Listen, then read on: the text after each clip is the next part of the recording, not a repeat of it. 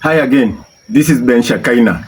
I want to give you 3 powerful testimonies about how Isaiah chapter 58 worked in our lives in 2017.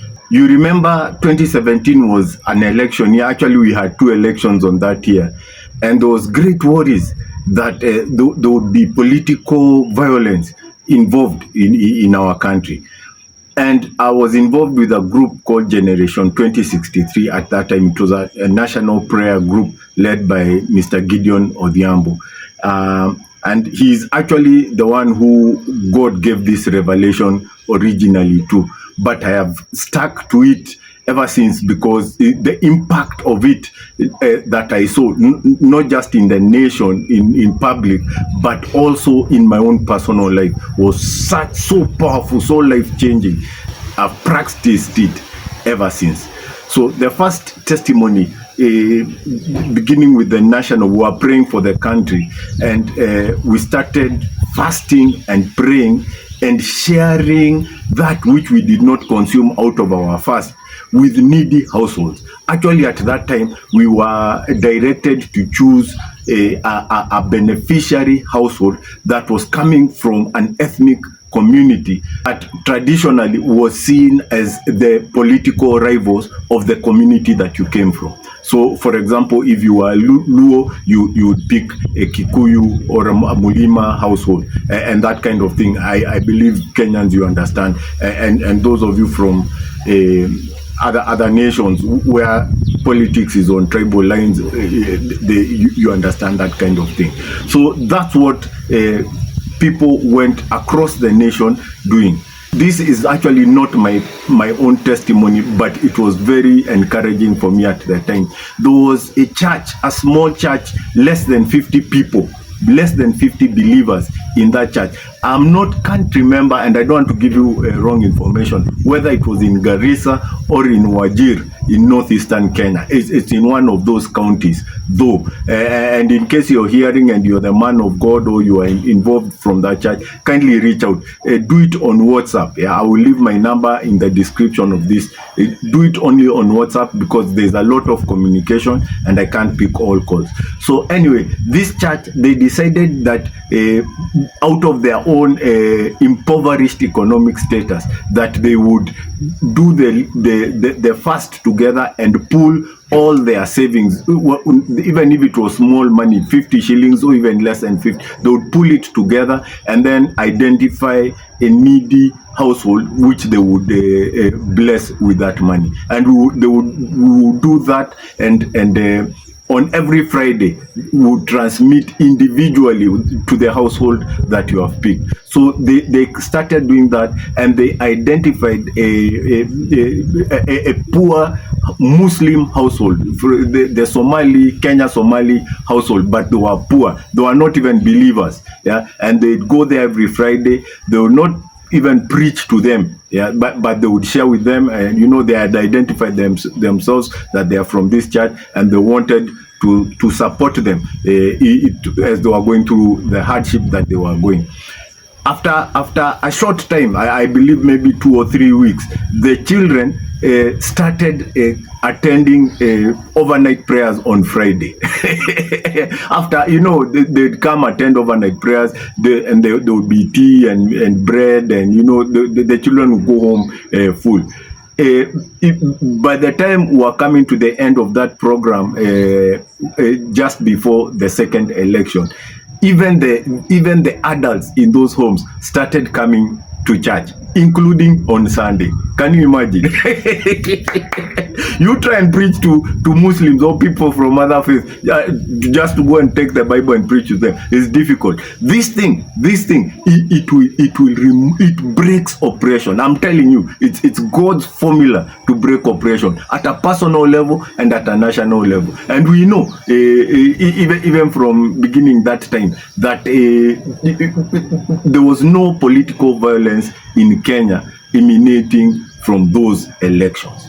Another group of believers in Embu, The East Gate, by the way, if you didn't know, revival is breaking out from Embu. So they go together, different churches, but people who had this teaching from, we were calling it, I am still calling it the Living Sacrifice Prayer and Fasting Program based on Isaiah 58. So they had that in Embu, and the different believers from different churches got together and they reached out.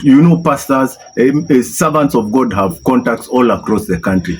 They reached out to a brother church in Kisumu that also adopted the same model and started praying and fasting. And when they reached out, they said, you look for beneficiary households, identify them for us from Kisumu, and we will identify similar households from Embu. And before the election, the Embu church put together enough funds and they traveled to Kisumu in a joint meeting together with their Kisumu church partners, and they went and blessed the beneficiaries that they had been fasting and setting aside something to remove the yoke, the oppression, even as Isaiah 58 verse 6 talks about, from those families. These are the actions that I believe spiritually in the atmosphere of Kenya organized it that we would not fight. Can you imagine such an act across churches, across ethnic communities and counties? We would destroy the spirit of tribalism in a day, in a month. We would destroy it. It doesn't matter what politicians, because it's basically politicians who sell us that spirit. The church, this is the tool that the church could use to destroy it finally and completely, so that we can march forth into the destiny that God has prepared for us.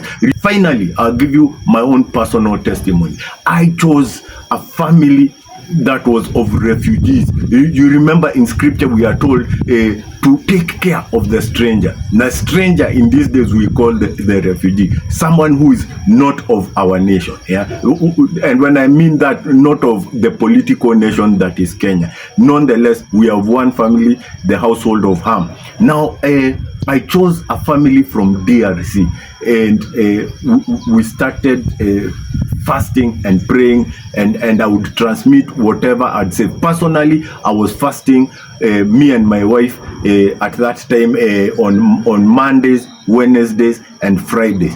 And I doubt there's a day that we, on Friday, had collected together more than 500 shillings. In fact, most weeks, it was less than 500 shillings. So it's not about the amount of monies that you're doing. It's the spiritual, it's the act of faith.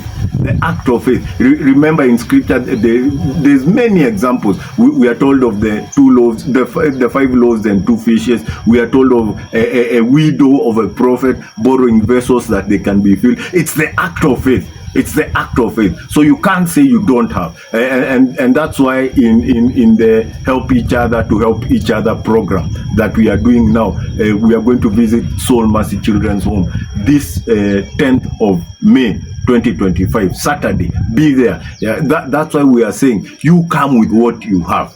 Come with what you have. It doesn't matter. There's nothing too small. There's nothing too big. Bring it. And let's start making this faith action, so that we can cause God to also set our yokes, the oppression that is upon our land, to cast it out and to defeat it, and so that we may have a good way forward, even as a nation. So do you know, when we were doing that with my wife, I was 6 months behind on rent payment in my house. 6 months. 6 months. So I wasn't doing it out of a place of sufficiency. I was doing it out of a place of insufficiency. And the scripture says, those who don't have, even the little will be taken. So don't say you don't have. I am giving you the light, the way that you can escape the oppression, the suffering, the struggle that you've been facing. Anyway, at the end of it, I realized that family had started depending very much, looking forward to the amount that we would transmit to them on Friday. And understandably, life is not easy. It's hard. Yeah. So, but we shall overcome. That's what Scripture tells us, because Jesus overcame. So I asked them, and they knew my status by then. They had visited many times. We visited with them. We'd become friends as families. I told them, see, look for a business. By faith, you know my status. I'm not saying that I'm going to sponsor it. God will do his miracle. Look for a business you can do. They said, if we get a second-hand border, we will get one of our Congolese young men from where we were living at that time, who knows this border business, and we'll give it to them, and they will be able to be giving us some amount every day, at the end of every day.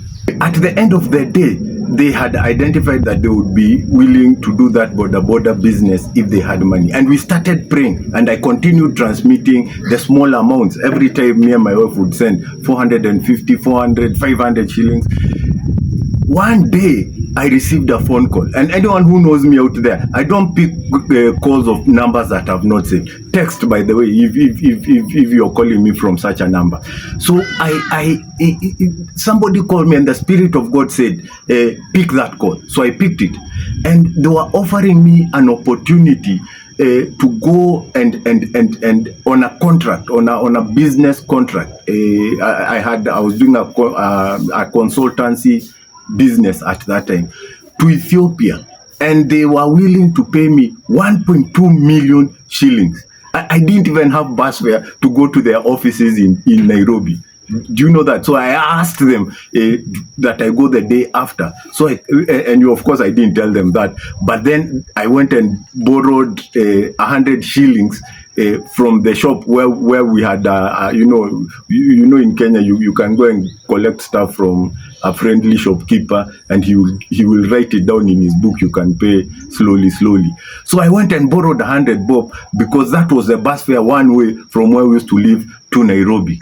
Yeah, and I went there, and by the time I left that office, I was there maybe 2.5 hours to 3 hours as we were doing the settlement of everything. I had a plane ticket, I had a signed contract, and they put half the money into my bank account as I was sitting there. Do you know, when I went to the ATM, I couldn't hold my ATM card with one hand. Do you know my kids would buy there's that I can't even remember the name of, those small fish with big eyes, those ones in a paper bag, in those transparent paper bags where they used to put sugar before, for 50 bob. Yeah, and I had three ravenous kids. Yeah, so I just tell my wife, let them eat. I'll eat the ugali with a cup of strong tea that has no sugar in it.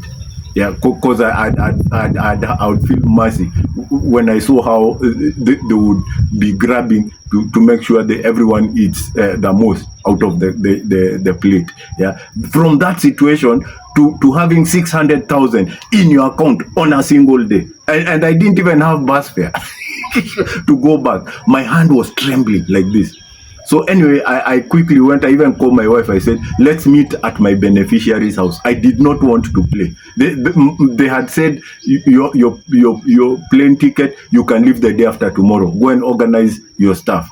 So I went. I gave them the border was 80,000, and I gave them plus another 20 on top to sort of cause them to, until the border is making money. Do you realize? I went for a month. I came back. I didn't do the first election. I went the week before election. I came back. I was 5 days into my return in Kenya. Another multinational organization, I won't name it for privacy's sake, you understand. They called me. They wanted to give me a 5-day contract, 5 Monday to Friday, and they paid me 800,000 bob to do that contract for 5 days. Yeah, I went to their office. They had their whole board there, the board of directors.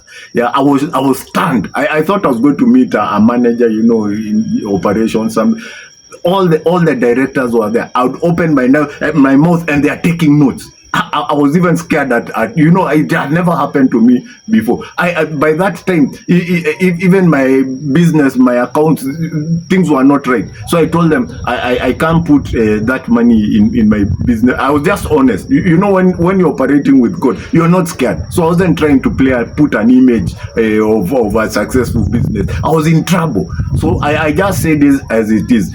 I haven't serviced, my business has been down for almost a year. Things are out of place. I don't want to put that money into my business account. They said, go and look for a friend of yours who has a company. They were not backing down. They paid me 800,000. So this thing that I'm telling you here about help each other to help each other. Yeah, you will see they are put help to help. Yeah, take it seriously. It will change your life. It will change this nation. It doesn't matter. The guys in politics and in government, they can do anything. In the opposition, evil people, they can plan whatever. But Jehovah our God, if we will exercise this his mystery, this his key of the kingdom, he will remove that oppression. He will remove that yoke from the nation of Kenya. And we will be giving glory and testimonies just as I'm giving them to you now. God bless you.